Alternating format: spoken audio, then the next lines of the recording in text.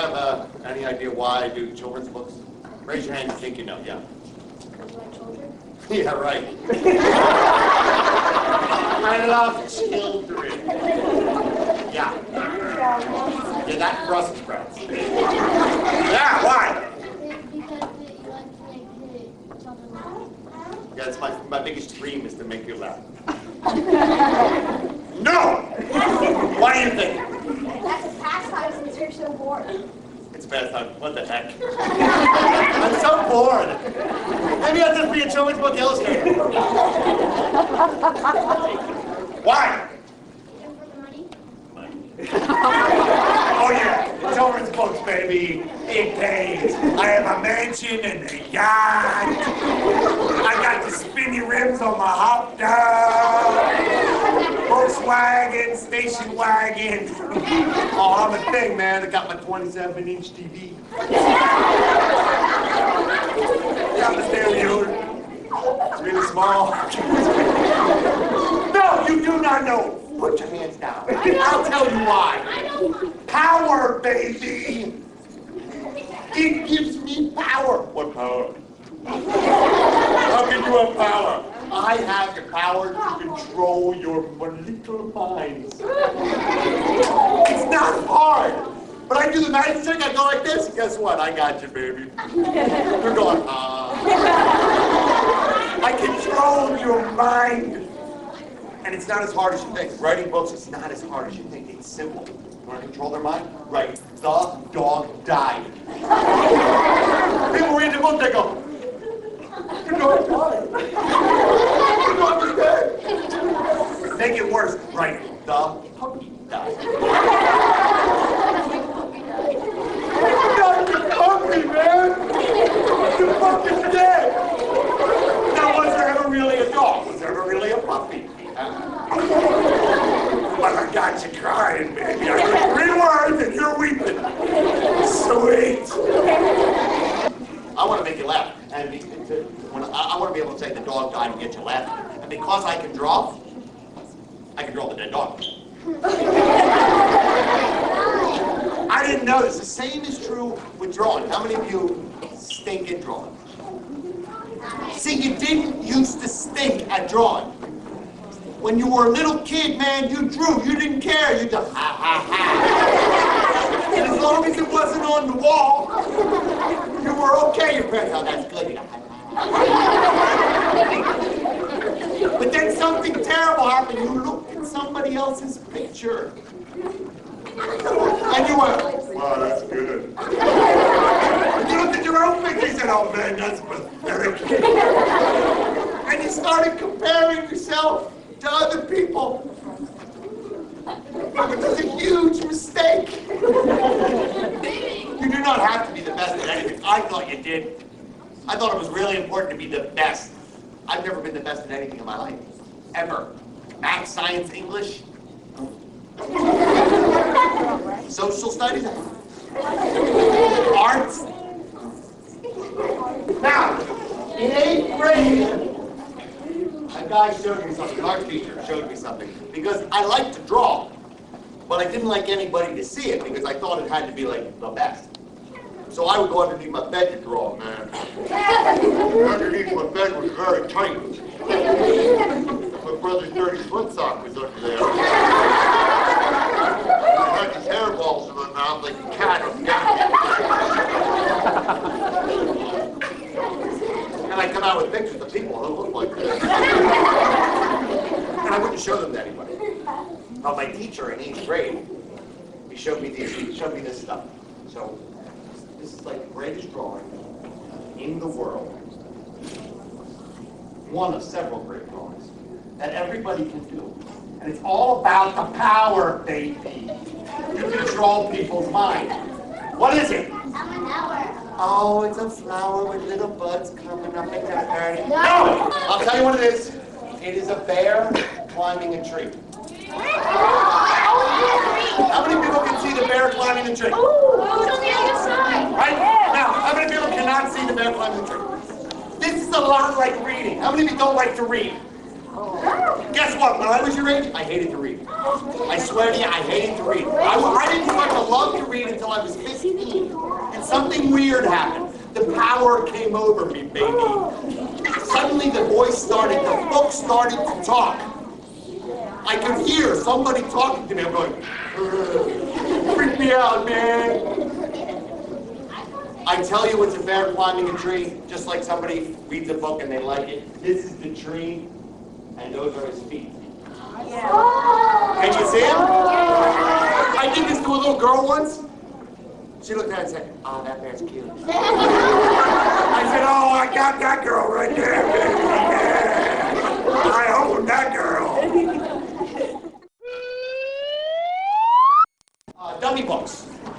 You know why it's called a dummy book? No, because you draw it over and over and over again, and still the publisher says, "I don't like it." This one is called Once Upon a Cool Motorcycle Dude. What I do is I'll sketch out all the pictures in a dummy book. Here. See, that's all you have to do. A little sketch like that. That's the cool motorcycle dude fighting the giant. All you gotta do, big bang boom. There you go. Simple. Look at this one. Motorcycle on top of a hill. That's it. Send that to them. When I get done doing a dummy book, I'll do a piece of artwork that is sent out to the publisher to show them what I think this particular part of the book should look like. So here are the kids I was drawing. I don't know, people don't seem to like the girl. They say she looks too matronly. She doesn't look cool enough. I think she looks like Helga G. Kentucky. I like her. I think she's okay, you know. I think she's pretty cool. And the guy, my son just said, he looks like somebody who gets bad grades. I'm like, he looks like you do. So anyway, once you get all this stuff together, you go like this and you stick this in an envelope and you send it to the publisher and you say, "These money, these." And then they come back and if you're lucky, they say, "Yeah." And for your first children's book, you get $9,000. Oh, yeah. Shall I read this one? I can read this one real fast. Yeah. What we're doing in this book is different. You've probably never seen a children's book that does this. Sorry, here we go. I've never read a book out loud to a school before, especially not a dummy book. So, we were supposed to tell you our favorite fairy tale, but we couldn't agree on which story was the best, so we just made one up. I'll begin the story, says the girl. My beginning was better. Once upon a time in a castle on the hill lived a beautiful princess named Princess Tenderheart. Every day, Princess Tenderheart would play with her 8 beautiful ponies. She named them Jasmine, Nimble, Sophie, Polly, Penny, Sunny, and Monica. But she liked friends. Her favorite pony of all was called Buttercup. Please don't call him Buttercup. Call him Ralph or something. Now, the idea in this book is that another artist is going to be drawing the pictures that the girls would like. She paints very pretty pictures of beautiful princesses and ponies. And I'm just going to draw the kids. One night, a terrible thing happened. A giant came and stole away poor little Jasmine. All the other ponies cried and cried, but Princess Tenderheart cried hardest of them. It was very sad. The very next night, the giant came and took Nimble and Sophie. Princess Tenderheart cried all day and refused to eat. Oh, please, Princess, get it through. Her father, the king, hired all the princes he could find to protect the ponies, but night after night, another pony was stolen away. Poor princess. The poor princess just sat in her room and turned straw into gold thread. She cried and cried and cried. When only Buttercup was left, Princess Tenderheart thought her heart would break.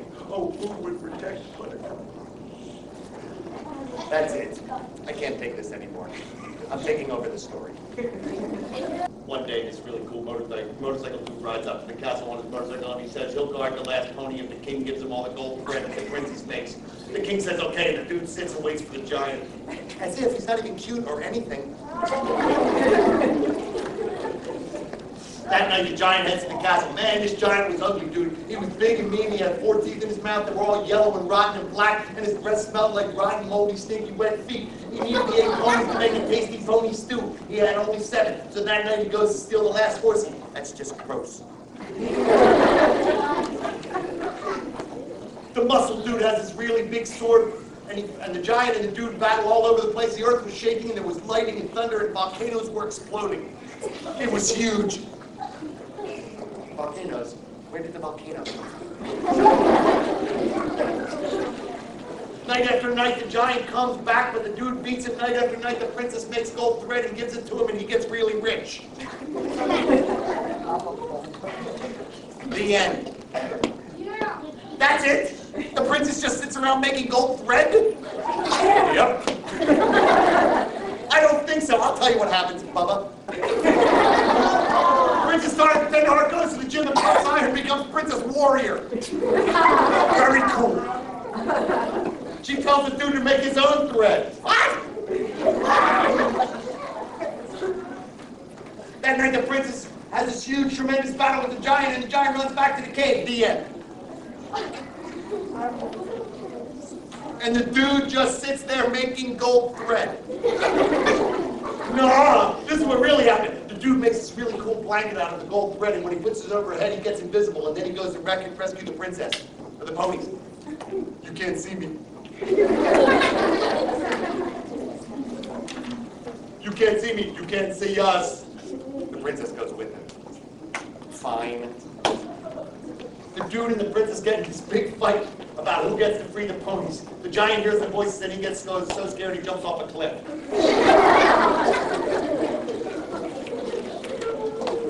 So the princess and the prince fall in love. Who said he was a prince?